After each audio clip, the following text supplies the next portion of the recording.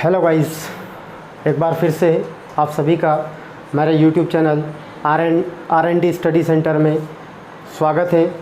और आज हम लोग 12th मैथ्स से बहुत ही इंटरेस्टिंग चैप्टर पढ़ने वाले हैं जिसका नाम है मैट्रिक्स या मैट्रिसेस। और जो 12th में स्टूडेंट है उनके लिए ये बिल्कुल टॉपिक या चैप्टर नया है, तो आज आप लोगों को बहुत मज़ा आने वाला है। मैं आप लोगों को बेसिक से एडवांस लेवल तक आज ये चैप्टर का नॉलेज देने वाला हूँ। तो आप अच्छे से मेरा वीडियो देखें और वीडियो पसंद आए और मेरा कंटेंट पसंद आए तो वीडियो को लाइक करें, शेयर करें और सब्सक्राइब ज़रूर करें ताकि आपको नोटिफिकेशन मिलता रहे। तो जिस तरीके से मैंने इस चैप्टर के टॉपिक आप लोगों के सामने लिखे हैं, सबसे पहले मैट्रिक्स का मतलब होता है आव्यूह, जो अपनी 12th का चैप्टर नंबर 3 है और उसका फर्स्ट वीडियो आज मैं लेके आया हूँ। और आज मैं स्टार्ट कर रहा हूँ बेसिक क्लास से। तो फर्स्ट मैंने लिखा है कॉन्सेप्ट ऑफ मैट्रिक्स या मैट्रिसेस, जिसका मतलब होता है डेफिनेशन पढ़ने वाले और उसका फॉर्मेट किस तरीके से बनता है और कहाँ से ये चैप्टर आया है, ये अपन बात करने वाले हैं। सेकेंड टॉपिक है इसका टाइप ऑफ मैट्रिसेस।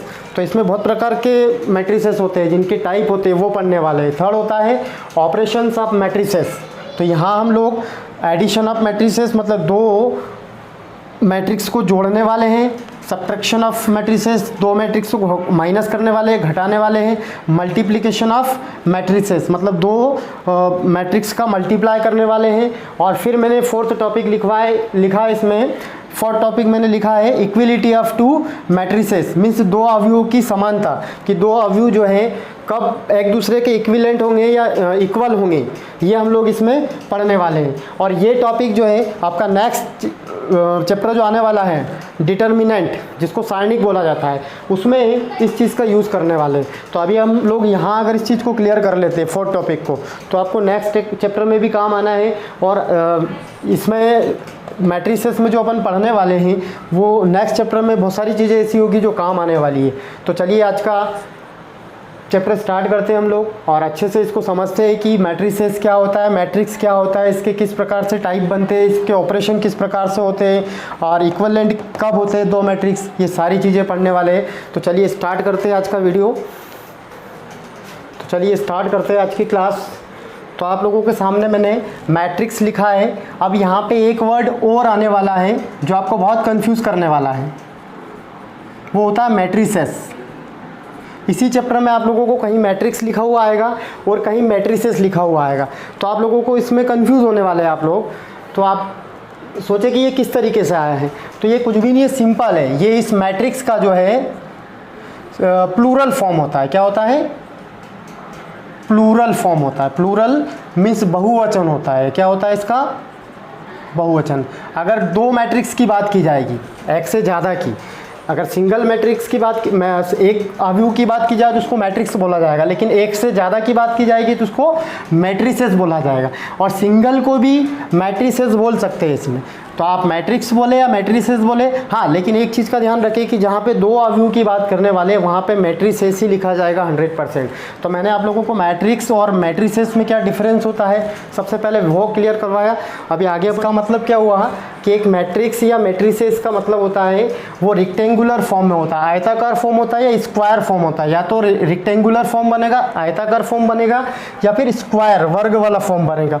और वो अरेंजमेंट किसका होगा, व्यवस्था किसकी होगी? नंबर्स और फंक्शन की। नंबर्स मतलब नंबर आ सकते हैं 1 से 2, 3 इस तरीके से, और फंक्शन का मतलब एक्स के फॉर्म में आ सकता है या कुछ इक्वेशन आ सकती है, या फिर यहाँ पे साइन के ट्रिग्नोमेट्री फंक्शन आ सकते हैं।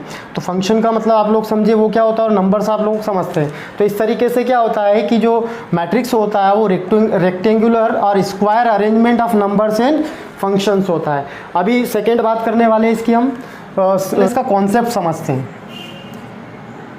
कि ये कॉन्सेप्ट आया कहाँ से, है ना। इसके पहले इसके सिंबल को समझने के पहले अपन कॉन्सेप्ट समझते हैं कि ये मैट्रिक्स का कॉन्सेप्ट कहाँ से आया। तो आप लोगों ने टेबल तो अक्सर आप लोग देखते हैं अपनी लाइफ में कि टेबल किस तरीके से बनती है। आप लोग अपनी लाइफ में टेबल देखते हैं। जैसे मैं यहाँ पे एक टेबल नोट कर देता हूँ, यहाँ पे नेम, कि ये कॉन्सेप्ट कहाँ से आया, तो ये अभी क्लियर होने वाला है। नेम, एज, और थर्ड कॉलम ले रहा हूँ मैं वेट।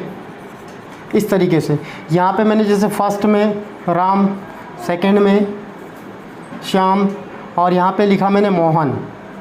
इस तरीके से 3 पर्सन, 3 व्यक्तियों के नाम लिए। यहाँ पे मैं उसकी एज, राम की एज लिख रहा हूँ 30, 35 और 45। इनका मैं वेट 50, 58, 62, ये केजी में रहेगा, ये काई में रहेगा, केजी में, और ये रहेगा ईआर में, है ना, ये रहेगा ईआर में।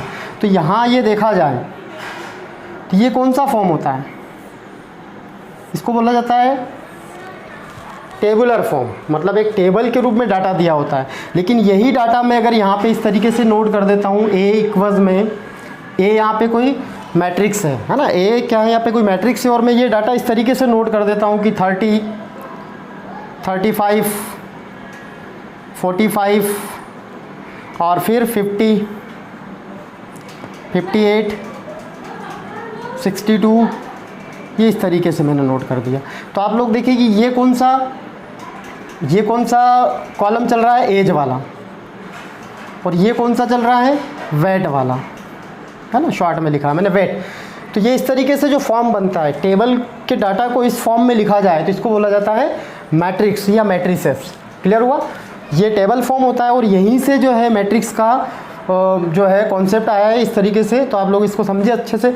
अब इसमें 2-3 चीज़ें और होती है कि ये इसमें रो कॉलम क्या होते हैं, तो अगर आगे अपन इसका कॉन्सेप्ट क्लियर करने वाले हैं कि कहाँ रो और कहाँ कॉलम बनते हैं, है ना। इसकी कोटी में बता देता हूँ, यहाँ पे ये है 2 into 3 के ऑर्डर में है। अभी ये ऑर्डर आप लोगों को आगे क्लियर होने वाला है ना। अभी मैंने इसका ऑर्डर बता दिया है कि इसका ऑर्डर बनेगा वो 2 into 3 का ऑर्डर बनेगा। अब कैसे बनेगा अपन नेक्स्ट टॉपिक में आगे बात करने वाले हैं कि आगे इसमें किस तरीके से बनेगा। इसका सिंबल इस तरीके से बनता है कि ए अगर मैं कोई मैट्रिक्स सेलेक्ट करता हूँ तो यहाँ पे इसके ए आई जे और इसके यहाँ ब्रैकेट में आएगा एम एन। क्या आएगा इसमें, एम एन। और एक चीज़ याद रखिए कि मैट्रिक्स को या मैट्रिसेस को बड़े वाले ब्रैकेट में, और कुछ बुक्स में ये छोटा वाला ब्रैकेट भी बता रखा है ना, ये वाला भी सही है और ये वाला भी सही है, दोनों ब्रैकेट सही है। लेकिन अभी अपन कौन सा पढ़ने वाले, ये पढ़ने वाले, अभी ये नहीं पढ़ने वाले। ये भी सही है ब्रैकेट और ये भी सही माना जाएगा, लेकिन अभी अपन ये वाला ब्रैकेट यूज़ करने वाले, ठीक है ना, जैसे आप लोगों के सामने यूज़ करा है मैंने। तो ये इसका सिंबल होता है, इस तरीके से इसको सिंबल में लिखा जाता है। अभी यहाँ पे सारी चीज़ें एक्सप्लेन करने वाले, यहीं से इस एक ही सिंबल से, इस एक ही मैट्रिक्स से सारी चीज़ें क्लियर हो जाएगी। तो यहाँ पे ए को क्या बोला जाएगा, फर्स्टली ए इक्वल रहेगा यहाँ पे मैट्रिक्स, स्मॉल ए रहेगा एलिमेंट, जिसे बोला जाएगा अवयव। अब एक मैट्रिक्स में एक से ज़्यादा अवयव हो सकते हैं, वो किस तरीके से बनेंगे वो आगे अपन जैसे जैसे क्लियर करेंगे होता जाएगा आप लोगों को क्लियर कि वो किस तरीके से बनेंगे। ये ए जो रिप्रेजेंट करता है एलिमेंट को, अवयव को रिप्रेजेंट करता है। यहाँ पे अगर आई की बात की जाए तो वो रो को बताता है ना, रो को बताता है। ऐसे कैसे अगर जे की बात की जाए तो वो कॉलम को बताता है। अब ये कॉलम और रो को किस तरीके से बताता है, तो वो एलिमेंट की पोजीशन बताता है, उसकी स्थिति बताता है कि आई मतलब वो कौन से रो में है वो एलिमेंट। ये ए जो है एलिमेंट है, ये किस रो में है, और जे बताता है कि भी कौन से कॉलम में है। आगे अपन पढ़ेंगे इसके बारे में। फिर बात करता हूँ मैं यहाँ पे एम की, तो एम को बोला जाएगा नंबर ऑफ रोज। हमेशा एक मैट्रिक्स के फॉर्म में अगर कोई मैट्रिक्स दिया होगा तो वहाँ पे आगे वाली जो वैल्यू रहेगी, यहाँ पे ऑर्डर वाली जो वैल्यू रहेगी वो हमेशा एम वैल्यू रहेगी। नंबर ऑफ रोज मतलब पंक्तियों की संख्या रहेगी। अब पंक्ति किस तरीके से बनेगी और कॉलम किस तरीके से बनेंगे ये भी हम लोग आगे पढ़ने वाले हैं। और एन रहेगा यहाँ पे नंबर ऑफ कॉलम, है ना, इसको बोला जाएगा पंक्तियों की संख्या, और इसको बोला जाएगा स्तंभ। इसके बाद बात आती है एम क्रॉस एन की, तो एम क्रॉस एन को बोला जाएगा ऑर्डर ऑफ, जैसे मैंने अभी आप लोगों को बताया था 2 into 3 वाला ऑर्डर ऑफ मैट्रिक्स। इसको क्या बोलेंगे, ऑर्डर ऑफ मैट्रिक्स, मतलब कोटि बोला जाएगा इसको, उस मैट्रिक्स की कोटि क्या बनेगी, ठीक है ना। और नेक्स्ट जो है इसको और एक चीज़ क्या बोल सकते हैं, और में इसको बोल सकते हैं, इसको बोला जा सकता है नंबर ऑफ एलिमेंट्स। मतलब बोलेंगे अवयवों की संख्या, अवयवों की संख्या, ये इस तरीके से इसका सिंबल बनता है। और सिंबल में कौन कौन सी चीज़ें यूज़ होती है, तो सबसे पहले ए को बोला जाता है मैट्रिक्स। ए के स्थान पे बी भी हो सकता है, सी भी हो सकता है। अगर आप अलग अलग मैट्रिक्स की बात की जाएगी, जैसे एक मैट्रिक्स दे रखा है ए, तो दूसरा रहेगा बी, तो तीसरा रहेगा सी। तो इस तरीके से ए बी सी के फॉर्म में चलेगा। और हमेशा ये ऑलवेज कैपिटल लिखना है। इसके यहाँ जो है ब्रैकेट में जो दे रखा है, इसको एलिमेंट बोला जाएगा। एलिमेंट, अब एलिमेंट्स एक से ज़्यादा हो सकते हैं ना, इसको एलिमेंट्स भी बोल सकते हैं। लेकिन एलिमेंट्स कब बोलेंगे, जब यहाँ पे उसको कोटि शो होगी कि ये 2/2 का है या 2/3 का है या 3/2 का, इस तरीके से। उसके बाद आई जो बताता है वो रो को बताता है, मतलब उस एलिमेंट की, उस अवयव की पोजीशन बताता है कि वो कौन से पंक्ति में आया है। ऐसे कैसे जे आप लोगों को बताएगा, वो कॉलम की स्थिति बताएगा कि वो अवयव जो है, वो एलिमेंट है, वो कौन से कॉलम में आया हुआ है। इस तरीके से एम की बात करें तो नंबर ऑफ रोज, पंक्ति की बात करेगा। एन होगा तो नंबर ऑफ कॉलम, स्तंभ की बात करेगा कि कितने स्तंभ की बात हो रही है। और एम क्रॉस एन, इसको ऑर्डर ऑफ मैट्रिक्स बोला जाएगा, मतलब उस मैट्रिक्स की, उस अवयव की कोटि बोला जाएगा। इसको एक और चीज़ बोल सकते हैं, नंबर ऑफ एलिमेंट्स, अवयवों की संख्या। अगर मान लो यहाँ पे एम और एन का मल्टीप्लाई कर दिया जाए तो वो डायरेक्ट आप लोग, हाँ, जब भी ऑर्डर बोला जाएगा तो वो इस फॉर्म में देना है, एम क्रॉस एन, है ना, डायरेक्ट मल्टीप्लाई करके नहीं लिखना है। लेकिन जब नंबर ऑफ एलिमेंट्स बोला जाएगा तो वहाँ पे डायरेक्ट मल्टीप्लाई किया जाएगा। किस तरीके से, मान लो यहाँ पे 2 3 का एक मैट्रिक्स दे रखा है, 2 3 का, तो ये इसका ऑर्डर रहेगा। ऑर्डर में 2 3 ही बोला जाएगा। लेकिन नंबर ऑफ एलिमेंट्स की बात की जाएगी तो वहाँ पे इनका मल्टीप्लाई होगा तो 6 एलिमेंट्स आएंगे। और उनको अपन काउंट भी कर सकते हैं, काउंट करके भी बता सकते हैं। एक मैट्रिक्स में, एक अवयव में उन एलिमेंट्स को काउंट भी कर सकते हो और डायरेक्ट मल्टीप्लाई करके भी निकाल सकते हैं। तो ये मैंने आप लोगों को सिंबल बताया और उसमें क्या क्या चीज़ें यूज़ होती है वो सारी चीज़ें बताइए। तो अब ये बेसिक चीज़ें हम लोग आगे कॉन्सेप्ट में जब अपन फॉर्म मैट्रिक्स का फॉर्म बनाएंगे तो वहाँ ये सारी चीज़ें यूज़ होने वाली है। अभी नेक्स्ट मैं बात कर रहा हूँ, ये जो मैंने सिंबल लिखा है इससे कुछ एग्जाम्पल, मैट्रिक्स के एग्जाम्पल की बात कर रहा हूँ, है ना। मैं फर्स्ट की बात कर रहा हूँ, देखें यहाँ पे अच्छे से, और अच्छे से क्लियर होगा आप लोगों को सारी चीज़ें। मैंने एक कोई मैट्रिक्स लिखा है जिसमें मैंने यहाँ पे एलिमेंट A1 लिया है, यहाँ पे A12 लिया है, यहाँ पे A21 लिया है और यहाँ पे A22 लिया है।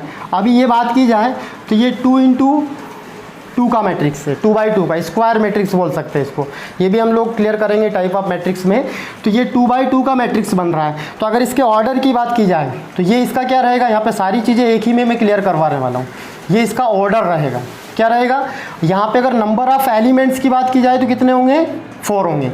ये number of elements, number of elements, एक एक चीज़ अपन क्लियर करते जा रहे हैं ताकि आगे अपने को दिक्कत नहीं आना है, बिल्कुल कहीं भी दिक्कत नहीं आना है। तो अगर ऑर्डर की बात की जाए तो 2 × 2 पढ़ा जाएगा। और अगर नंबर ऑफ एलिमेंट्स की बात की जाए तो इनको काउंट, मतलब इनका मल्टीप्लाई करके लिखना है। अब मैं बात कर रहा था कि काउंट करके भी बता सकते हैं कि ये 4 आता है कि नहीं आता। तो देखिए आप लोग 1 2 3 4 बन रहा है ना, 4 एलिमेंट्स। तो काउंट भी कर सकते हैं और डायरेक्ट मल्टीप्लाई ऑर्डर से भी बता सकते हैं मल्टीप्लाई करके। अब बात आती है इसमें रो और कॉलम कैसे बनते हैं। तो ये इस तरीके से जो चलते हैं इनको बोला जाता है हॉरिजेंटल लाइन, है ना। जो ये इस तरीके से लाइनें होती है हॉरिजेंटल, इनको बोला जाता है रो। ये R1 रो है और ये वाली जो है ये R2 रो है, ठीक है ना। ये इस तरीके से जो होते हैं वर्टिकली, इनको बोला जाता है कॉलम। ये C1 कॉलम है और ये C2 कॉलम है। क्लियर हुआ ना आप लोगों को। ये इस तरीके से जो होते हैं वर्टिकल, है ना, जो खड़ी लाइनें होती है उनको बोला जाता है कॉलम, जिनको स्तंभ बोला जाता है। और जो आड़ी लाइनें होती है, हॉरिजेंटल लाइनें जो होती है, अपनी कॉपी में जो लाइनें होती है उनको बोला जाता है रो, मतलब पंक्तियाँ बोली जाती है। तो जैसे इसमें R1 और R2 2 पंक्तियाँ बन रही है आप लोगों को, ये पंक्ति दिख रही है, ये पंक्ति दिख रही। कॉलम की बात की जाए तो ये 2 कॉलम दिख रहे हैं। तो अभी अपनों ने बहुत सारी चीज़ें क्लियर करी है इसमें। एक तो ऑर्डर क्लियर करा है, एक नंबर ऑफ एलिमेंट क्लियर करा है, फिर अपनों ने रो 1 रो 2 क्लियर करा है, फिर C1 C2 क्लियर करा है। अब बात आती है कि ये एलिमेंट्स की पोजीशन किस तरीके से बनती है। जैसे ये कौन सी पोजीशन पे है, मैं I और J की बात करने वाला हूँ यहाँ पे। तो मैं इसको A11 नोट कर रहा हूँ। जैसे A11 को अगर देखा जाएगा तो इसमें ये बता रहा है A11, ये A11 ये बता रहा है कि फर्स्ट रो है, फर्स्ट रो है और फर्स्ट कॉलम है। किस तरीके से आप लोग यहाँ क्लियर करें। देखिए ये C11 फर्स्ट रो में आ रहा है, फर्स्ट कॉलम में आ रहा है। मैं सेकंड की बात करता हूँ यहाँ पे A12 की। तो ये क्या बताएगा, देखिए इसमें ये बताने वाला है। इसको देखें, ये बता रहा है यहाँ पे कि जो आगे वाली जो वैल्यू होती है हमेशा आगे वाली वैल्यू होती है, हमेशा यहाँ पे भी आगे वाली वैल्यू होती है रो की, और यहाँ पे भी आगे वाली वैल्यू होती है रो की। पीछे वाला जो जे होता है वो कॉलम होता है, यहाँ पे पीछे जो एन होता है वो भी कॉलम होता है। तो ये क्या बता रहा है, फर्स्ट रो को बता रहा है यहाँ पे। लेकिन कॉलम कौन सा आ गया है, ये 2, मतलब ये कॉलम को रिप्रेजेंट कर रहा है। तो इस तरीके से इस एलिमेंट्स की पोजीशन क्या बनी, first row second column, first row second column. Clear. अभी अपन बात करते हैं A21 की। इसको देखें, इसकी पोजीशन क्या बनी है इस मैट्रिक्स में। तो मैं इसकी बात कर रहा हूँ, ये 21 यहाँ से लिया है। तो आप लोगों को दिख रहा है कि रो कौन सी, सबसे पहले रो की बात की जाएगी, आप लोग समझे, क्योंकि ये 2 किसको रिप्रेजेंट कर रहा है, रो को। तो फर्स्टली रो की बात की जाएगी। तो रो क्या है, रो सेकेंड है, और कॉलम कौन सा है, फर्स्ट है। देखें एक बार और क्लियर करें यहाँ से अच्छे से।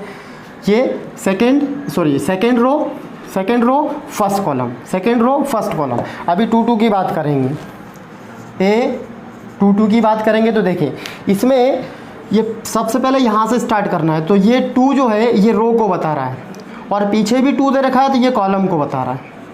तो इसकी पोजीशन क्या है, दूसरा कॉलम, दूसरी रो और दूसरा column, second row second column. किस तरीके से देखें, ये वाला है ना, ये second row second column, second row second column. तो इस तरीके से अपनों ने एक एग्जांपल लेते हुए उसकी ऑर्डर समझी, नंबर ऑफ एलिमेंट्स क्लियर करें, R1 R2 C1 C2 किस तरीके से बनते हैं, और उन एलिमेंट्स की पोजीशन किस तरीके से होती है। खासकर ये पोजीशन क्लियर कर रहे हैं आप लोगों को कि ये पोजीशन किस तरीके से बनती है। अभी सेकेंड में एग्जाम्पल लेने वाला हूँ उसमें 3/3 का, या अभी 2-3 का एग्जाम्पल नोट कर ले। सेकेंड एग्जाम्पल लिया है मैंने आप लोगों के सामने, सेकेंड एग्जाम्पल, जिसमें मैंने सबसे पहले इसमें ऑर्डर क्लियर कर लेते हैं कि ऑर्डर क्या है इस मैट्रिक्स की। तो ऑर्डर देखें आप लोग, फर्स्ट रो फर्स्ट कॉलम। अगर मैं यहाँ पे पहले क्लियर कर देता हूँ तो ये R1 है, ये R2 है, ये C1 है, C2 है, C3 है ना। तो इसमें रो कितने हैं, पंक्तियाँ कितनी हैं, 2 हैं, कॉलम कितने हैं, 3 है। तो इसकी ऑर्डर क्या बनेगी, 2-3 की। इसकी ऑर्डर क्या बनेगी, 2-3 की। ऑर्डर 2-3 क्यों बनेगा, क्योंकि इसमें सबसे पहले रो, नंबर ऑफ रो कितने इसमें, 2 है, 2 आएगा। नंबर ऑफ कॉलम कितने हैं, 3 है। तो इसकी ऑर्डर सबसे पहले क्लियर हुई। अगर एलिमेंट की बात की जाए तो 6 बनेंगे। नंबर ऑफ एलिमेंट, अवयवों की संख्या कितनी बनेगी, 6 बनेगी। यहाँ पे काउंट भी कर सकते हैं, 1 2 3 4 5 6। तो दोनों चीज़ें आप लोगों ने क्लियर कर ली। अब बात आती है इनकी पोजीशन की कि A11 कहाँ पे है। तो सबसे पहले A11 क्लियर करें। A11 की पोजीशन है first row first column. Second की बात करते हैं, A11 क्लियर करा हम लोगों ने। अभी बात करते हैं A12 की, फिर A13 की, फिर A21 की, A22 की और A23 की। तो इस तरीके से देखें,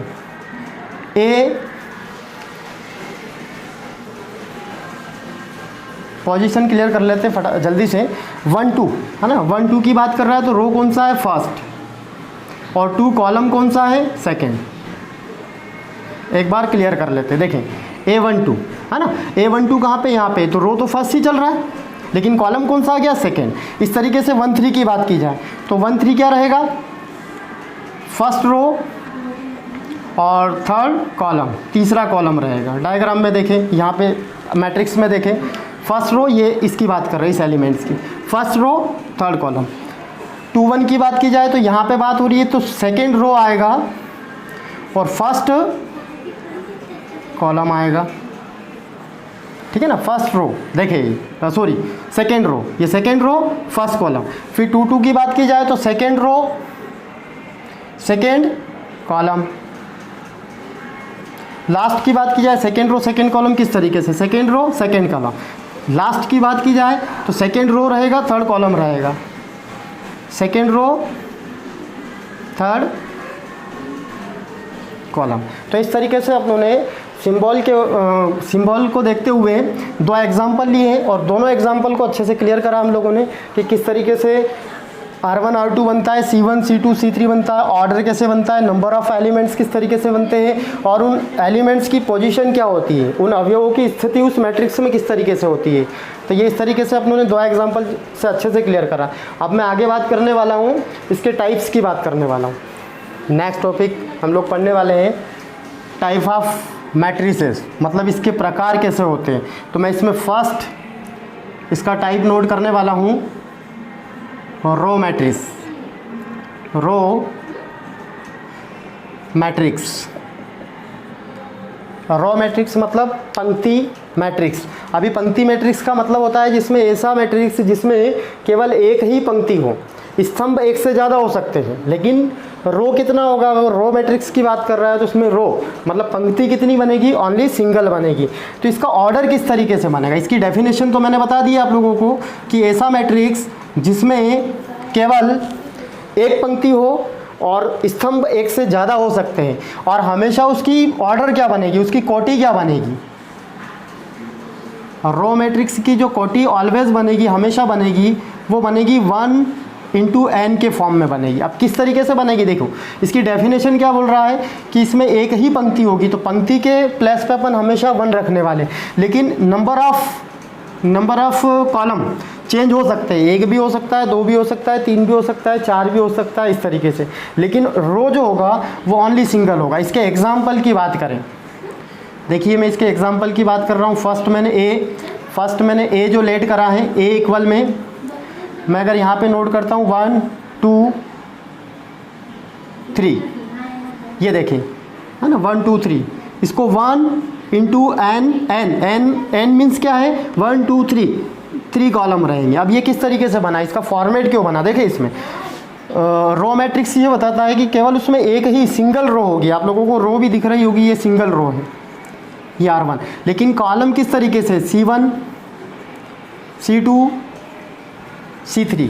तो कुल मिला के इसमें रो मैट्रिक्स में सिंगल रो होती है और कॉलम एक से ज़्यादा हो सकते हैं। तो दिख रहा है आप लोगों को, ऑलवेज इसकी कोटि इस तरीके से होती है 1 इंटू 2 या 1 इंटू 3। एक और एग्जाम्पल क्लियर करें, इसमें ए इक्वल में ए और बी नोट करा मैंने, है ना, ए और बी नोट करा। अब देखिए इसमें 1 इंटू 2 किस तरीके से बना, इसमें रो क्या है R1, लेकिन इसमें कॉलम C1, ये कौन सा कॉलम है C2।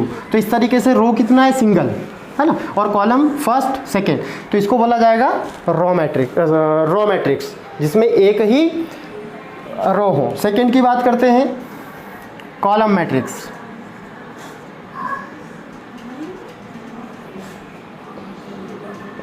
कॉलम मैट्रिक्स जिस तरीके से रो मैट्रिक्स पढ़ा उसी तरीके से कॉलम मैट्रिक्स बनेगा, और ऐसा मैट्रिक्स जिसमें केवल एक ही कॉलम हो और रो जो है एक से ज़्यादा हो सकते हैं, मतलब एक ही स्तंभ हो और पंक्तियाँ एक से ज़्यादा हो सकती है, और हमेशा इसका ऑर्डर क्या बनेगा, इसका हमेशा ऑर्डर बनेगा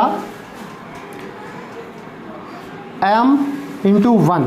ये क्लियर करें आप लोग, m इंटू 1 बनेगा, क्योंकि m मतलब रो इसमें एक से ज़्यादा हो सकते हैं, लेकिन कॉलम क्या होगा हमेशा सिंगल होगा, तो यहाँ पे 1 आएगा, तो ये इसकी ऑर्डर बनेगी। अब इसके एग्जाम्पल की बात करें, एग्जाम्पल देखिए, सबसे पहले मैं ए एग्जाम्पल नोट कर रहा हूँ। यहाँ पे मैंने 1 2 3 लिखा है, मैंने फिर से वही एग्जाम्पल लिया है पर थोड़ा चेंज कर दिया है, इसको कॉलम मैट्रिक्स में बना दिया है मैंने। यहाँ पे देखिए आप लोग कि रो कितना है, रो कितने बन रहे हैं R1, ये R2 और ये R3, लेकिन नंबर ऑफ कॉलम सिंगल ही है इसमें C1। ये इस तरीके से दिख रहा है ना आप लोगों को, वर्टिकल लाइन सिंगल है, लेकिन हॉरिजेंटल लाइन कितनी है इसमें 3 है, तो R1 R2 R3। इसका मतलब यहाँ पे M के प्लेस पे नंबर ऑफ रो चेंज हो सकते हैं, लेकिन नंबर ऑफ कॉलम हमेशा सिंगल होगा, जो आप लोगों को दिख रहा है। इसमें एक एग्जांपल और मैं नोट करने वाला हूँ, ए इक्वल में वही ए बी वाला एग्जांपल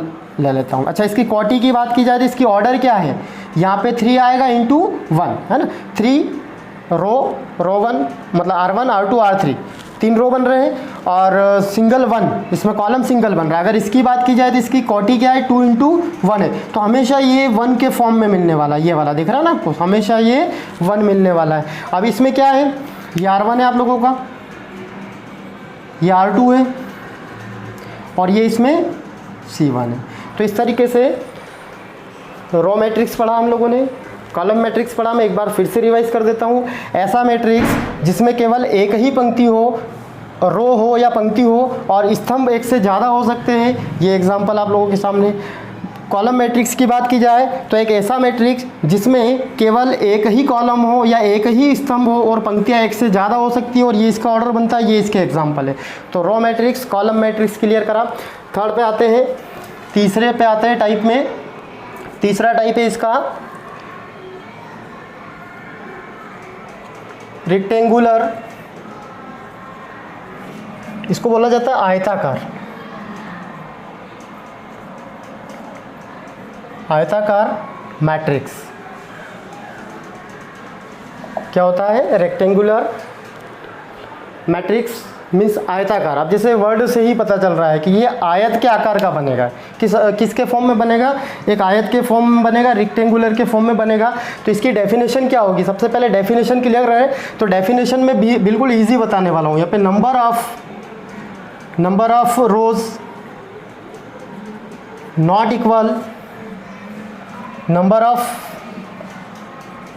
कॉलम, या इसको इस तरीके से बोल सकते हैं कि m नॉट इक्वल n, क्योंकि m किसके लिए आता है? नंबर ऑफ रोज के लिए, और n किसके लिए आता है? नंबर ऑफ कॉलम के लिए। तो एक ऐसा मैट्रिक्स जिसमें उसके पंक्तियों की संख्या और इसके स्तंभों की संख्या बराबर नहीं हो, या number of column, number of rose not equal number of column, तो उसको क्या बोला जाएगा? रेक्टेंगुलर या आयताकार मैट्रिक्स बोला जाएगा। एग्जाम्पल देखिए इसके, ये आप लोग अच्छे से नोट्स भी साथ में बनाते जाएं। अभी मैं बात कर रहा हूँ इसके एग्जाम्पल की। देखें यहाँ पे एग्जाम्पल, मैंने फर्स्ट एग्जाम्पल लिया है 1 2 3 4 5 6, कुछ भी ले सकते हैं। मैंने मेरे हिसाब से ये एग्जाम्पल लिया है। अभी देखें ये एक रेक्टेंगुलर मैट्रिक्स बन रहा है, एक आयताकार मैट्रिक्स बन रहा है। क्यों बन रहा है उसका रीज़न देखते हैं। यहाँ पे इसमें रो कितने हैं? 2 है। कॉलम कितने हैं? 3 है ना। रो किस तरीके से, एक बार और अच्छे से क्लियर करें। ये रो को रिप्रेजेंट करती है ये वाली लाइन है, और जो सीधी लाइनें, खड़ी लाइनें होती है वो कॉलम को रिप्रेजेंट करती है। ये इस तरीके से आप लोगों को दिख रहा है। रो कितने हैं? 2, कॉलम कितने हैं? 3। क्या ये दोनों इक्वल है? क्या 2 और 3 इक्वल हो सकता है कि नहीं हो सकता है? तो यही शो कर रहा है कि number of rose means 2, number of column मतलब 3, ये कभी भी बराबर नहीं होंगे। तो ऐसे मैट्रिक्स को क्या बोला जाएगा? Rectangular matrix. फोर्थ मैट्रिक्स, इसमें एक एग्जाम्पल और एक और मैं बी के फॉर्म में नोट कर लेता हूँ, इसको चेंज कर देता हूँ मैं इस तरीके से 1 2 3 4 5 6। ये देखें आप लोग, ये भी एक रेक्टेंगुलर मैट्रिक्स है। किस तरीके से? इसमें रो फर्स्ट सेकेंड थर्ड, रो कितने बन रहे हैं? 3। और मैं कॉलम की बात करूँ तो कॉलम कितने बन रहे हैं? फर्स्ट सेकेंड, तो ये 2 बन रहा है। तो ये आप लोगों को देखना है कि नंबर ऑफ रोज और नंबर ऑफ कॉलम ये कभी भी इक्वल नहीं होते हैं, है ना। 2 और 3 कभी भी इक्वल नहीं होते। तो इसका मतलब ये कौन सा मैट्रिक्स है? रेक्टेंगुलर मैट्रिक्स है। ये इसकी ऑर्डर रहेगी, मैं सारी चीज़ें क्लियर करवा देता हूँ। ये इसकी ऑर्डर रहेगी। अगर इसमें एलिमेंट्स की बात की जाए तो 6 बनेंगे, 1 2 3 4 5 6। इसमें अगर ऑर्डर की बात की जाए तो ये ऑर्डर रहेगा। एलिमेंट्स की बात की जाए तो 6 आएगा, 1 2 3 4 5 6। तो इस तरीके से रेक्टेंगुलर मैट्रिक्स पढ़ा। आगे मैं फिर पढ़ाने वाला हूँ स्क्वायर मैट्रिक्स। अब ये क्या चीज़ होती है, मैं फिर से वो फॉर्मूला लिख देता हूँ। Number of rose equal number of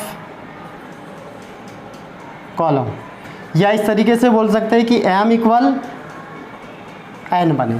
तो इसका मतलब स्क्वायर मैट्रिक्स की डेफिनेशन क्या बनेगी? यहीं से क्लियर हो रही है कि एक ऐसा मैट्रिक्स जिसमें पंक्तियों की संख्या और स्तंभों की संख्या बराबर हो, या number of rows and number of columns are equal हो, या m इक्वल n हो। अभी एग्जाम्पल की बात करते हैं।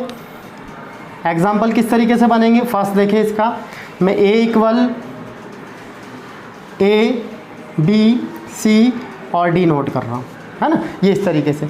अब इसमें देखें आप लोग, ये 2 × 2 के ऑर्डर में है।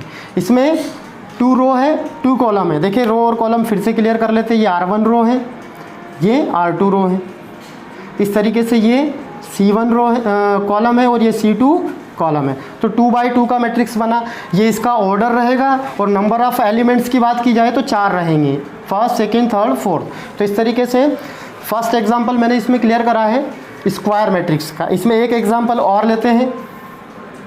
अगर मैं एक और एग्जाम्पल लेता हूँ इसका, फर्स्ट 3 4 5 6 7 8 9, कुछ भी लेट कर सकते, कुछ भी मान सकते, मैंने ये मैट्रिक्स लेट करा है। अभी देखें ये 3/3 का मैट्रिक्स, ये किसका मैट्रिक्स है? 3/3 का मैट्रिक्स है। क्यों है? क्योंकि इसमें R1, R2 और R3 नंबर ऑफ रोज कितने हैं? 3 है, और नंबर ऑफ कॉलम्स कितने हैं? 3 है। और देखें यहाँ पे number of rows and number of column equal है, 2 इक्वल टू यहाँ पे 3 × 3। अगर 3 × 3 की बात की जाए तो m की वैल्यू 3 है और n की वैल्यू 3 है, तो m इक्वल n आ जाएगा। इसका मतलब number of rose number of column equal रहेंगे तो वो कौन सा बनेगा? स्क्वायर मैट्रिक्स बनेगा। इसमें मैं एक एग्जांपल और बता देता हूँ आप लोगों को। कई बार अगर मैंने a लिख दिया, अभी सपोज करो कि इसमें एक ही एलिमेंट है और मैंने यहाँ पे इसकी कोटि की बात करी, ऑर्डर की बात करी, तो 1 × 1 बनेगा। तो ये भी स्क्वायर मैट्रिक्स है। क्यों है? क्योंकि नंबर ऑफ रो और number of column is equal है। फर्स्ट रो है और फर्स्ट कॉलम है। अगर कॉलम की बात की जाए, रो की बात की जाए तो ये R1 है, और कॉलम की बात की जाए तो ये C1 है। तो ये क्या है? 1 1 के फॉर्म में बन रहा है। तो ये भी क्या माना जाएगा? स्क्वायर मैट्रिक्स माना जाएगा। अभी आगे हम लोग पढ़ने वाले हैं नेक्स्ट टॉपिक, मतलब नेक्स्ट टाइप में स्क्वायर मैट्रिक्स के ही कुछ टाइप होते हैं। स्क्वायर मैट्रिक्स में ही 3 प्रकार के टाइप अपन पढ़ने वाले, प्रकार पढ़ने वाले हैं। तो वो चीज़ हम क्लियर करने वाले हैं आगे। अभी आगे में टाइप ऑफ मैट्रिक्सेस में स्क्वायर मैट्रिक्स के कुछ प्रकार होते हैं। स्क्वायर मैट्रिक्स के अंदर कुछ टाइप होते हैं, वो मैं आप लोगों को क्लियर करवाने वाला हूँ। तो इसमें फर्स्ट होता है डायगोनल। डायगोनल का मतलब होता है विकर्ण, वर्ड से ही पता चल रहा है आप लोगों को, विकर्ण मैट्रिक्स। क्या बोला जाएगा इसको? विकर्ण मैट्रिक्स। अभी विकर्ण मैट्रिक्स किस तरीके से होता है, इसकी डेफिनेशन क्या बनती है? तो इसकी डेफिनेशन इस तरीके से बनती है कि एक ऐसा मैट्रिक्स या अवयव जिसमें विकर्ण को छोड़कर, जिसके विकर्ण के अवयवों को छोड़कर बाकी सारे अवयव का मान क्या होता है? 0 होता है। अभी आप लोग एग्जाम्पल से और अच्छे से क्लियर करेंगे। अभी यहाँ पे क्लियर नहीं होगा, मैं एग्जाम्पल ले रहा हूँ इस तरीके से। मैंने यहाँ पे 1 नोट करा है, यहाँ पे 0 नोट करा है, यहाँ पे 0 नोट करा है, यहाँ पे 2 नोट करा है। फर्स्ट कंडीशन क्या है इसकी कि स्क्वायर मैट्रिक्स होना चाहिए।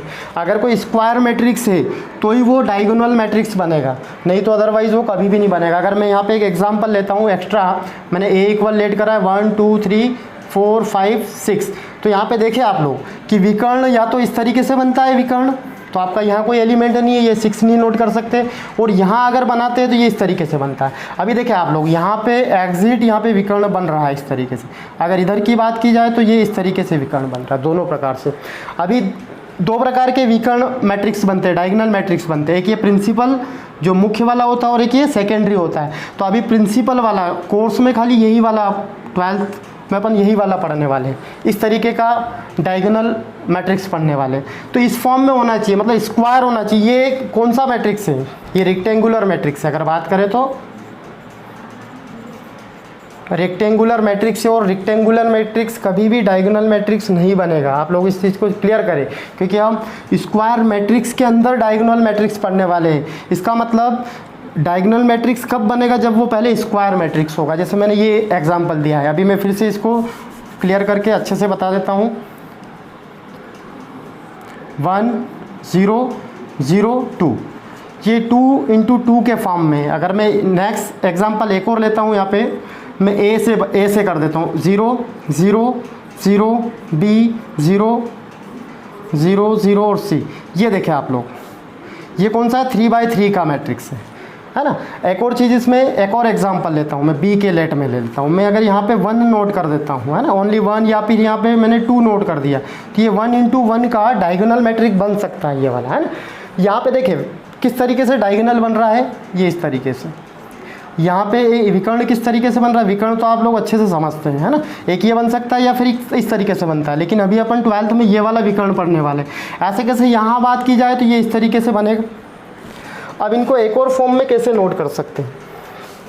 एक और तरीका होता है इनको लिखने का, है ना। एक तरीका और होता है, वो भी आप लोग समझे कि अगर कहीं आपके वहाँ मतलब बुक में कहीं क्वेश्चन में इस तरीके से लिखा होगा 1 2, इट मीन्स डायरेक्टली विकर्ण के जो एलिमेंट्स होते हैं, है ना, डायगोनल के जो एलिमेंट्स होते हैं, तो डाइग करके वहाँ पे 1 2 लिखा जाता है। इसको क्या नोट कर सकते हैं? देखिए इसको, ये इसका सेकेंड फॉर्म होता है। अगर ये लिखा है इसका मतलब यही है। और यहाँ अगर a इक्वल में लिखा है D I G और 1 सॉरी ABC के फॉर्म में ना, A बी और सी के फॉर्म में। तो इसका मतलब ये वाला मैट्रिक्स ही बनेगा। अगर कहीं ये दिया हो तो हम लोग ये बना सकते हैं, कहीं पे ये दिया है तो ये मैट्रिक्स बनेगा। इस तरीके से इसको किस तरीके से नोट कर सकते हैं, बी इज इक्वल में, बी के इक्वल में डायगोनल ऑफ 2 आएगा ओनली, बस, है ना। बाकी इसमें 2 सिंगल ही एलिमेंट्स हैं। तो इस तरीके से ये डायगोनल विकर्ण क्या होता है, तो ऐसा विकर्ण जिसमें ऐसा मैट्रिक्स या अवयव जिसमें विकर्ण को छोड़ बाकी सभी,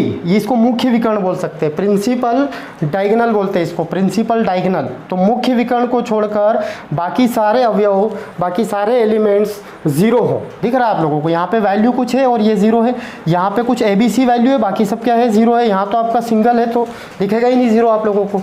तो इस तरीके से ये होता है डायगोनल मैट्रिक्स। नेक्स्ट अगला इसमें स्क्वायर मैट्रिक्स के अंतर्गत है स्केलर मीन्स अदिश मैट्रिक्स पढ़ने वाले हैं। अब ये चीज़ क्या होती है ये आप लोग समझे।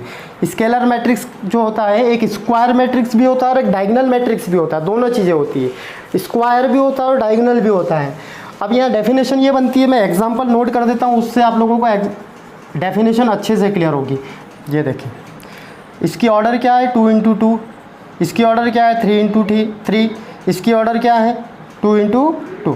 तो ये ऑर्डर क्या रिप्रेजेंट कर रहा है, ये ऑर्डर ये बता रहा है कि ये सबसे पहले स्क्वायर मैट्रिक है ना। ये ऑर्डर ये बता रहा है कि ये स्क्वायर मैट्रिक्स है। क्यों है, क्योंकि number of rows and number of column equal, number of row and number of column are equal, number of row and number of columns are equal.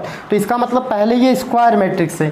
फिर डायगोनल मैट्रिक्स किस तरीके से, तो मैंने अभी डायगोनल मैट्रिक्स में आप लोगों को बताया था, विकर्ण मैट्रिक्स में ये बताया था कि विकर्ण के एलिमेंट्स को छोड़कर बाकी सारे 0 होते हैं। तो देखें आप लोग, दिख रहा है 0, यहाँ पे भी देखें सारे 0 दिख रहे हैं, ये विकर्ण पे कुछ वैल्यू है और 0 है। फिर आप लोगों को यहाँ पे फॉर्म देख के पता चल रहा है कि अगर यहाँ पे A है तो ये भी विकर्ण पे A होना चाहिए, यहाँ पे 2 है तो बाकी सब 2 होना चाहिए, यहाँ 3 है तो बाकी में भी 3 होना चाहिए। तो ये इस तरीके से डायगोनल विकर्ण भी मैट्रिक्स भी बन रहा है, विकर्ण आव्यूह भी बन रहा है, स्क्वायर मैट्रिक्स भी है और डायगोनल भी है। लेकिन डायगोनल और स्केलर में क्या डिफरेंस है, डायगोनल मैट्रिक्स और स्केलर मैट्रिक्स में क्या डिफरेंस है, तो डायगोनल मैट्रिक्स में मैंने भी बताया था कि विकर्ण पे कुछ एलिमेंट होते हैं लेकिन उनकी वैल्यू अलग अलग होती है ना, उनके मान अलग अलग होते हैं। लेकिन यहाँ पे वो एलिमेंट्स जो है एक जैसे होना चाहिए, वो एलिमेंट्स क्या होना चाहिए, एक जैसा होना चाहिए। तो अभी मैं यहाँ ये बता रहा हूँ आप लोगों को कि एक ऐसा मैट्रिक्स या अवयव जिसमें विकर्ण पर मुख्य विकर्ण या प्रिंसिपल डायगोनल या मुख्य विकर्ण पर जो अवयव होते हैं उनके मान बराबर होते हैं, बाकी सारे एलिमेंट्स क्या होते हैं, बाकी सारे अवयव क्या होते हैं, 0 होते हैं। एक बार और सुने कि विकर्ण पर स्थित सभी अवयवों का मान एक जैसा होता है और बाकी अवयवों का मान 0 होता है, तो उसको बोला जाता है स्केलर मैट्रिक्स। अभी नेक्स्ट की बात आती है, इसमें एक फॉर्म और मैं क्लियर करवा देता हूँ आप लोगों को। मैं अभी आप लोगों को बताने जा रहा हूँ, यहाँ से सीधे आप लोगों के कंपटीशन एग्जाम में क्वेश्चन बनते हैं, सीधे सीधे क्वेश्चन बनते हैं कई बार। जैसे मैंने A इक्वल में मैंने सिंबल जो बताया था, यहीं से आप लोगों के क्वेश्चन बनते हैं। अगर ये इसका सिंबल है ना, ये अभी कौन सा डायगोनल मैट्रिक्स के सिंबल में अपन बात कर रहे हैं, तो ये डायगोनल मैट्रिक्स कब होगा, ये इस तरीके से पूछा जाएगा एग्जाम में कि यदि A इक्वल इस तरीके से है तो बताइए कि ये डायगोनल मैट्रिक होगा, और वहाँ पे 4 केस दिए होंगे। तो वहाँ पे वो कब डायगोनल मैट्रिक होगा, जब Aij की वैल्यू 0 होगी, और वो कब होगी कि जब I नॉट इक्वल j। बात समझे इसको, Aij 0 होगा। मैं यहाँ पे फिर एग्जांपल से बता देता हूँ, यहाँ में 1 0 0 और 2 लिया मैंने। अब बात समझे इसको, है ना। इसका मैं अगर फॉर्म यहाँ नोट करता हूँ तो ये A11 है, ये 0 A12 है, ये A21 है, ये A22 है। इस तरीके से आप लोग समझें।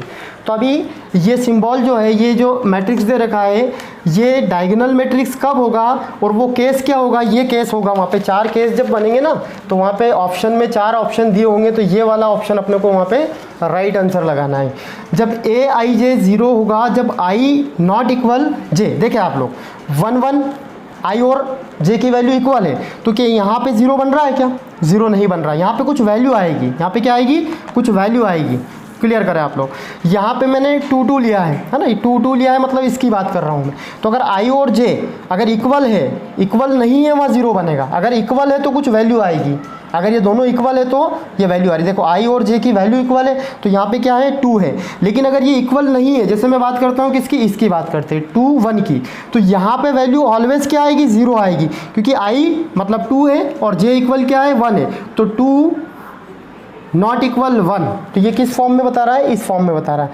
तो हमेशा अगर ये केस बनेगा तो वहाँ पे उस एलिमेंट्स की, उस अवयव की वैल्यू क्या होगी, 0 होगी, और अगर ये इक्वल होंगे तो वहाँ पे कुछ वैल्यू आएगी, जैसे यहाँ पे 1 है, यहाँ पे 2 है, तो इसको डायगोनल, तो ये केस जो होता है ये इस तरीके से, ये आप लोग अच्छे से क्लियर करें। मैं फिर से ब्लॉक बना देता हूँ, ये आप अच्छे से नोट करें, इसको नोट बना के नोट करें इसको नोट में, कि ये जो होता है ये सीधा आप लोगों का, जैसे NDA की एग्ज़ाम आप आफ्टर 12th JEE की एग्ज़ाम देने वाले मैथ्स वाले जो होते हैं, वो NDA जो आर्मी में जो सिलेक्शन के लिए अपन जाते हैं वहाँ पे एग्ज़ाम देने होते हैं, तो यहाँ पे इस तरीके से मैट्रिक्स के डायरेक्ट क्वेश्चन सीधे बनते हैं। अब मैं बात करता हूँ इस पर, आप लोगों को इस वाले मैट्रिक्स में बता देता हूँ। स्केलर मैट्रिक्स में ये कंडीशन किस तरीके से बनती है कि देखें यहाँ पे A इक्वल, फिर से अगर सिम्बॉल A कैपिटल रहेगा, A इक्वल दे रखा है AIJ और MN, है ना, तो ये स्क्वायर मैट्रिक्स, ये स्केलर मैट्रिक्स कब होगा, वो एग्जाम में क्वेश्चन बनेगा कि ये स्केलर मैट्रिक्स कब होगा, और वहाँ पे ऑप्शन दिए होंगे, तो यहाँ पे आंसर वाला ऑप्शन अपने को मैं नोट करने वाला हूँ कि वो कब होगा कि IJ इक्वल 0 होगा जब I not equal J, I not equal J, और IJ जो होगा वो एक अचर वैल्यू होगी, क्या होगी, अचर वैल्यू होगी, लेकिन कब होगी, जब I इक्वल J होगा। समझे इस कंडीशन के, इसमें 2 केस बनेंगे। अब एक एग्जांपल से क्लियर करते हैं, मैं इसी में से एक एग्जांपल नोट कर देता हूँ, ये 3 3 वाला, 3 0 0 3, इस एग्जांपल से समझे इन दोनों केस को, फिर से क्लियर करेंगे अच्छे से इन दोनों केस को, कि ये 2 केस होते हैं, ये एक सिंबल होता है, एक मैट्रिक्स होता है, जिसमें पूछा जाता है एग्जाम में कि ये स्केलर मैट्रिक्स कब होगा, और वहाँ पे 4 ऑप्शन रहेंगे इस तरीके से। मैंने आंसर वाला ऑप्शन लिखा है आपके सामने, अब देखें इसमें किस तरीके से ये आंसर क्लियर हुआ है। तो यहाँ पे लिखा है कि IJ इक्वल 0 होगा जब I नॉट इक्वल J, तो मैं सबसे पहले यहाँ ये फिर से इसके फॉर्म में इसको नोट कर देता हूँ। यहाँ पे ये A11 A12 A21 A22, तो कुल मिला के A11 की वैल्यू क्या है, 3 है, A12 की वैल्यू क्या है, 0 है, A21 की वैल्यू क्या है, 0 है, और A22 की वैल्यू क्या है, 3 है। तो सबसे फर्स्टली बन रहा है AIJ इक्वल 0 होगा जब ये दोनों इक्वल नहीं होंगे। तो देखें आप लोग, ये दोनों इक्वल है क्या, IJ नहीं है, तो यहाँ पे वैल्यू क्या है, 0 है। ये दोनों इक्वल है क्या, नहीं है, तो यहाँ पे वैल्यू क्या आ रही है, 0 आ रही है। लेकिन ये दोनों इक्वल होंगे, ये दोनों इक्वल होंगे तो वहाँ पे कोई अचर वैल्यू होगी। अचर वैल्यू का मतलब ये होता है कि वो वैल्यू फिक्स होगी, अगर यहाँ पे 3 है तो यहाँ पे भी 3 होगा, कभी भी चेंज नहीं होगा। उस पर्टिकुलर मैट्रिक्स की बात की जाएगी, उस मैट्रिक्स की बात की जाए। जैसे इस मैट्रिक्स में बात करें तो यहाँ A है तो यहाँ पे भी A होना चाहिए, यहाँ पे अगर 2 है तो तीनों में 2 होना चाहिए, यहाँ पे अगर 3 है तो दोनों में 3 होना चाहिए, तो उसको बोला जाएगा अचर वैल्यू बोला जाएगा। जो भी वो वैल्यू होगी वो अचर होगी, कभी भी उस डायगोनल पे जो है चेंज नहीं होगी। तो वो केस कब होगा, जब ये दोनों इक्वल होंगे। देखिए यहाँ पे I 1 1 1 1 दे रहा था, I की वैल्यू 1 है, J की वैल्यू 1 है, जो इक्वल है, तो वहाँ पे एक अचर वैल्यू क्या है, 3 है। इस तरीके से 2 2 ये I और J इक्वल है, तो यहाँ पे अचर वैल्यू क्या है, 3 है। तो आप लोग यहाँ पे मैं ब्लॉक बना देता हूँ, ये जो ब्लॉक में मैंने नोट करा है ये अच्छे से आप लोग समझें और इसके नोट्स बनाए, ये बहुत इंपॉर्टेंट चीज़ है। ये मैटर जो मैं बेसिक चीज़ें जो बता रहा हूँ ये आपके लिए 12th में काम आना है, आगे भी काम आना है, पर ये चीज़ें आप लोगों को कंपटीशन एग्जाम में काम आना है। तो ये कॉन्सेप्ट आप लोग अच्छे से देखें। अब मैं बात कर रहा हूँ इसके स्क्वायर मैट्रिक्स में तीसरे प्रकार का जो मैट्रिक्स होता है, थर्ड टाइप का मैट्रिक्स होता है, उसकी बात कर रहे हैं। चलिए, इस स्क्वायर मैट्रिक्स में मैंने थर्ड टाइप लिखा है आइडेंटिटी मैट्रिक्स, मीन्स तत्समक मैट्रिक्स बोला जाता है इसको, क्या बोला जाता है, और एकक मैट्रिक्स भी बोला जाता है इसको। तत्समक मैट्रिक्स या एकक मैट्रिक्स है ना, हिंदी में अगर बोले तो, और इंग्लिश में बोले तो आइडेंटिटी मैट्रिक्स। अब ये मैट्रिक्स कब होगा, ये स्क्वायर मैट्रिक्स भी होगा और डायगोनल मैट्रिक्स भी होगा, दोनों फॉर्म होंगे। लेकिन किस तरीके से होगा तो एग्जाम्पल से क्लियर करते हैं। मैं यहाँ 2 या 3 एग्जाम्पल लेने वाला हूँ। मैंने फर्स्ट लिया है, हमेशा जो है इसमें तो कोई डाउट है ही नहीं, इसका फॉर्म में नोट कर देता हूँ, आप लोग इसको अच्छे से देखें और थोड़ा समझने की कोशिश करें कि क्या डिफरेंस है उन दो में और इसमें, क्या डिफरेंस है।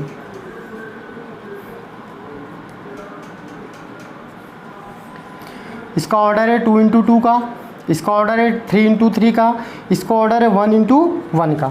तो आप लोग समझे, सबसे पहले ये मैट्रिक्स क्या है, स्क्वायर मैट्रिक्स है। ये भी क्या है, स्क्वायर मैट्रिक्स है। क्यों है, क्योंकि number of rows and number of columns are equal, number of row and number of columns are equal. यहाँ पे भी वही केस बन रहा है। तो सबसे पहले क्या है, स्क्वायर मैट्रिक्स है।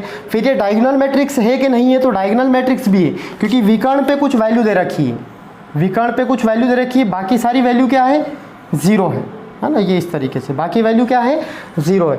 तो ये डायगोनल मैट्रिक्स भी है। अब बात आती है कि उनमें और इनमें डिफरेंस क्या है। डायगोनल मैट्रिक्स में, स्केलर मैट्रिक्स में और आइडेंटिटी मैट्रिक्स में डिफरेंस क्या है। तो ये डायगोनल मैट्रिक्स तो होता है, लेकिन इसके विकर्ण पे जो वैल्यू होती है वो ऑलवेज 1 होती है। चाहे 2 इंटू 2 की बात की जाए ऑर्डर में तो भी 1 1 होगा, 3 इंटू 3 के ऑर्डर में बात की जाए तो भी 1 1 होगा, और 1 इंटू 1 के ऑर्डर में बात की जाए तो भी 1 होगा। अभी यहाँ पे वो नोट करके केस क्या बनेगा। अच्छा, इसकी डेफिनेशन क्या बनेगी, इसकी डेफिनेशन क्लियर करवा देता हूँ। इसकी डेफिनेशन क्या बनेगी कि एक ऐसा मैट्रिक्स जिसके मुख्य विकर्ण के अवयव का मान, सभी अवयवों का मान 1 हो तथा अन्य अवयवों का मान 0 हो। एक बार और सुने, एक ऐसा मैट्रिक्स जिसके मुख्य विकर्ण मतलब बोला जाता है प्रिंसिपल डायगोनल के अवयवों का मान 1 हो, है ना, 1 हो, और बाकी सारे अवयव क्या हो, 0 हो। जैसे ये 1 1 है, बाकी 0 है, यहाँ पे 1 1 1 है, 0 है, यहाँ पे ओनली 1 है तो 1 ही है, 0 आप लोगों को दिखेगा नहीं। अभी इसके नोट में मैंने वो क्लियर करवाने वाला हूँ जो कॉम्पिटिशन एग्जाम में आप लोग आने वाला होता है। फिर से वही ए जे के फॉर्म में लिख रहा हूँ, m इंटू एन। अब ये जो है आइडेंटिटी मैट्रिक्स कब होगा,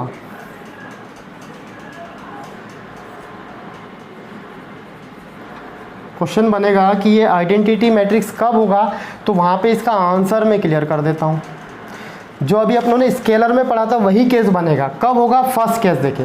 फर्स्ट केस क्या होगा कि ए आई जे इक्वल 0 होगा। कब होगा, जब आई नॉट इक्वल जे हो, पहला केस तो वही बनेगा। सेकेंड देखें इसमें, सेकेंड कि ए आई जे इक्वल हमेशा 1 होगा, कोई अचर वैल्यू नहीं होगी, हमेशा 1 होगा। वो कब होगा, जब आई इक्वल जे बने।